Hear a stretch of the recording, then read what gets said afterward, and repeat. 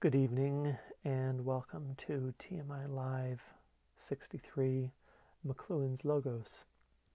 It's been a little while since I did one of these. It always takes me a minute to actually figure out how do I do this thing again. I got my lapel mic and I think I got the camera the way I usually do it. And I have some materials and a drink, and hopefully some people will join us. And it's also Wednesday night, not Tuesday night, my usual night for being in the library of Eric McLuhan, where I usually spend some time, or I was spending some time documenting and inventorying Eric McLuhan's books. I've kind of come away from that particular task for the time being, as I've concentrated on other things around the office. Notably, I've been continuing my course on understanding media, halfway through the second of 3 parts now, which is great. I wanted to come and say, do one of these live things for one thing, but I've been looking at Marshall's speeches. I have some files here of speeches that Marshall gave over the years. I've actually got this really funky vintage file carrier thing, and inside it is a whole bunch of files. I threw up a picture of this one on the Facebook page, on the Instagram today, and in my COVID discombobulation I thought it was Tuesday and it's Wednesday, and I decided I'd do this anyway because it's been a while. Hi Salem, good evening to you. Good evening, all my friends. So I thought I would speak a little bit about Marshall speaking, because there's some things to say about it.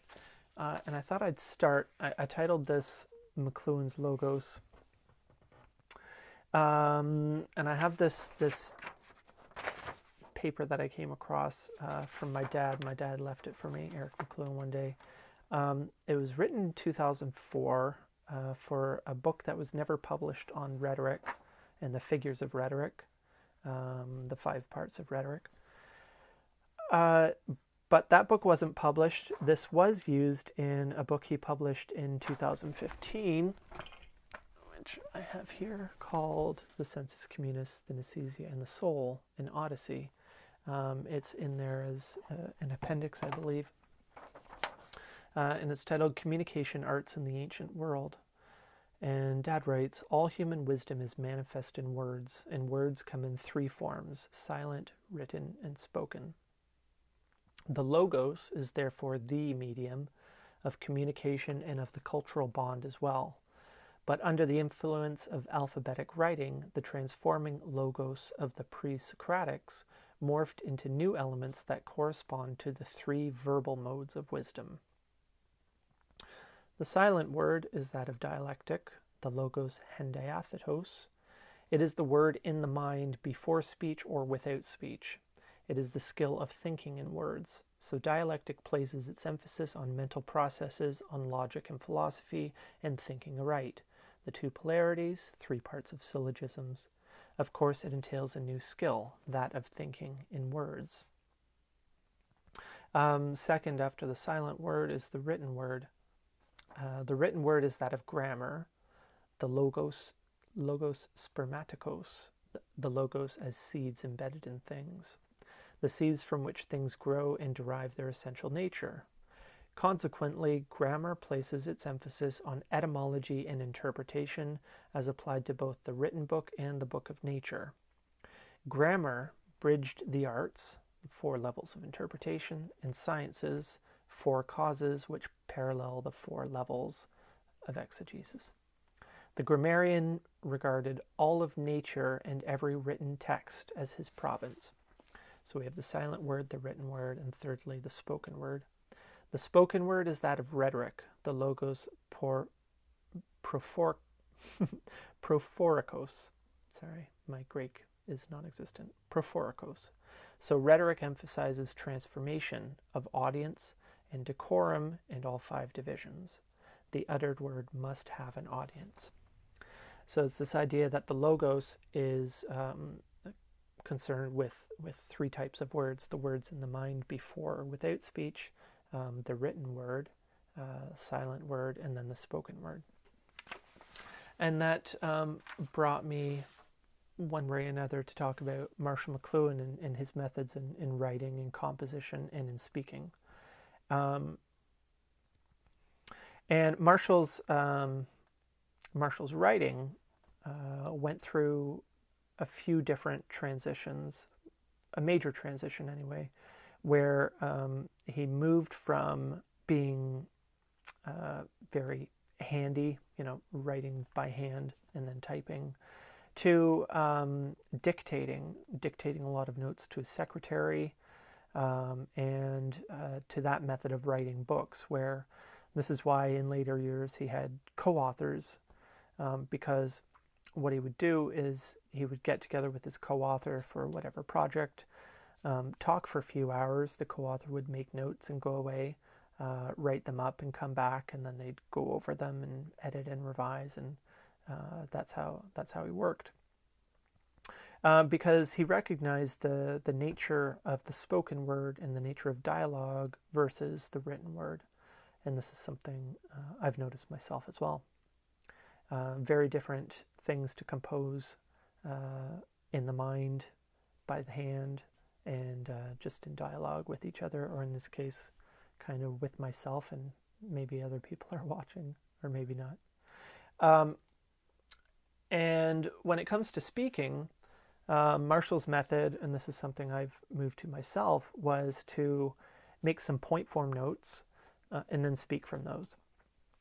And this is a great way to engage with an audience because it allows for a more dynamic presentation, for interaction. It's almost hard to remember what speaking in front of a live audience is like, because speaking in front of a computer, Zoom, what have you, is not nearly the same thing. You don't get the kind of same kind of feedback. So this was how Marshall worked. And in here I have a whole bunch of files that are all nicely labeled. For example, the one I showed was Advertising Age Group, Washington, December 5th, 1968. And it's a handy file folder that has a mixture of handwritten notes. These are all stapled together here. Handwritten notes and small pages from a notebook are labeled A, B, C, D, etc. And then some bigger, then he moved, he consolidated them a bit onto two larger sheets, very light sheets of paper. And then somebody went and typed them up, and he ended up with a page of typewritten notes. Sorry, not a single page, but 1, 2, 3, 4, 5, 6 pages of notes, which is quite a lot. So what Marshall would do was he would make all these different categories, different talking points, popular things he would speak about, like the medium is the message, and things to do with his books and ideas. And he'd just have a list of them, and he'd spend a couple minutes on one, and when he ran out of things to say about it or felt he was losing the audience, he'd move on to another one.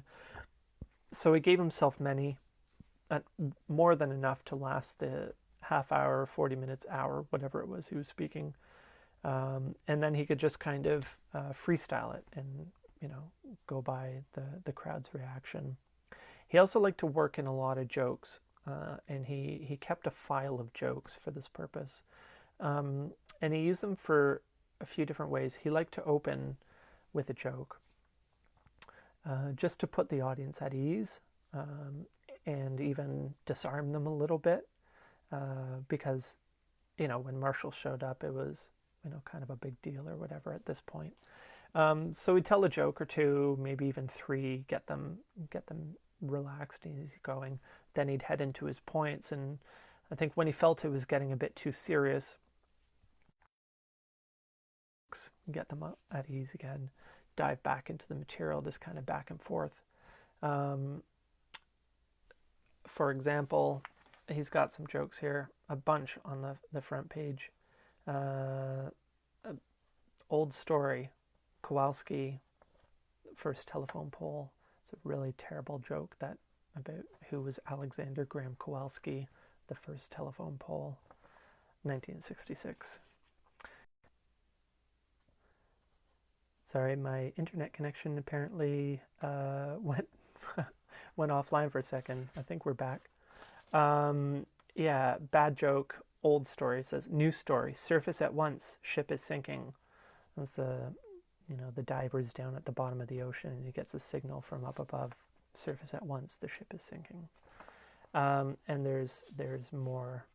There's a note here. It says button jokes. I'm not sure exactly what that is about. Anyway, so there's this cool folder of files with all these different speeches, not by any means all of Marshall's speeches. If you want to see Marshall in action with speeches, it's as easy as going to YouTube. There's all kinds of audio and video speeches.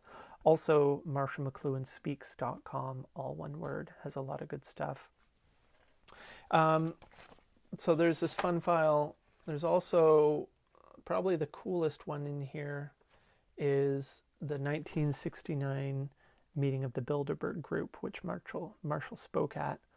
And I'm kind of keeping that one to myself for the moment because I have an idea for maybe doing a McLuhan NFT. I don't know. We'll see. But then also around the office here, I just have random piles of notes that were kept. Marshall McLuhan's papers, as I call them, are mainly at the National Archives in Ottawa, the LAC, Library and Archives Canada. Then Marshall McLuhan's books, which I documented in 2009, 10, 11, are in Toronto at the Fisher Rare Book Library. And here we have kind of whatever fell through the cracks, stuff people didn't want or stuff that my dad, Eric, already had in his library. So there's random collections of notes, and this is a folder labeled Talks, and it has just random pages, not always indicating where they're from, and it's funny because they're bits of paper. This one's from New York University. Sorry, everything's backwards here. New York University, the Linguistics Demonstration Center cordially invites you to attend a lecture conversation by C.C. Fries, S.I. Hayakawa, M. McLuhan on Language and Reality, The Search for Relevance in the Teaching of English, Saturday, April 30th, 7:30 p.m. There's no date on it. But there's some notes here on it. Marshall would write his speech notes on the back of an envelope, on some random piece of paper. This is on, this is neat actually. This is notes on the back of a letter to Marshall McLuhan from a co-author of his, Wilfred Watson. They wrote From Cliché to Archetype together, Archetype. It's dated April 4th, 1966. Dear Marshall, I'm planning to start all-out work on the Cliché to Archetype book about middle of April, so that I hope I'll be able to pace you this time with exchange of copy. I got a good start on Cap 3 during the January recess with promise of lots of good ore. Intend to keep on them until the rough draft is finished, I hope by mid-June at least. He says, I've had this neck virus all winter, but everyone else has had it here, so I'm not worrying. It seems to be almost gone. We're now having a welcome spring, very forward, lovely in fact. All good wishes, Wilfred. Neck virus. Sounds awful. Anyway, random bits and pieces and familiar themes to Marshall. The Gutenberg Galaxy, the end of the storyline. Me, probe, not OP, period. Probe, not opinion. About us, world environment, overload, mythic, bonanza, emperor's new clothes, and enigmatic notes like Renaissance will happen in China. It's not always possible to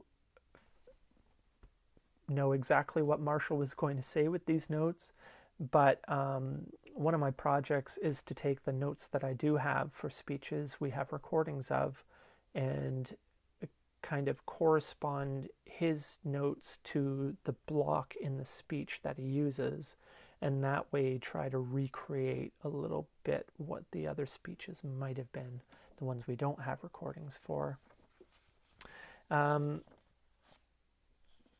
Here's one, notes on the back of an envelope, but this one happens to be a letter from Edmund Carpenter to Marshall McLuhan with a postmark of October 17, 1966,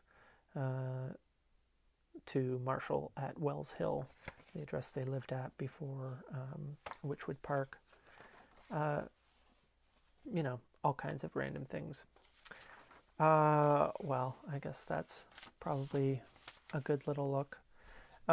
Thanks for being here. Sorry for the random time and place. I'll try to be back here next week, Tuesday night as usual. Things are a little less hectic now that I've got my taxes actually done and can get back to work on a more regular schedule, I hope. Thanks a lot. Take care.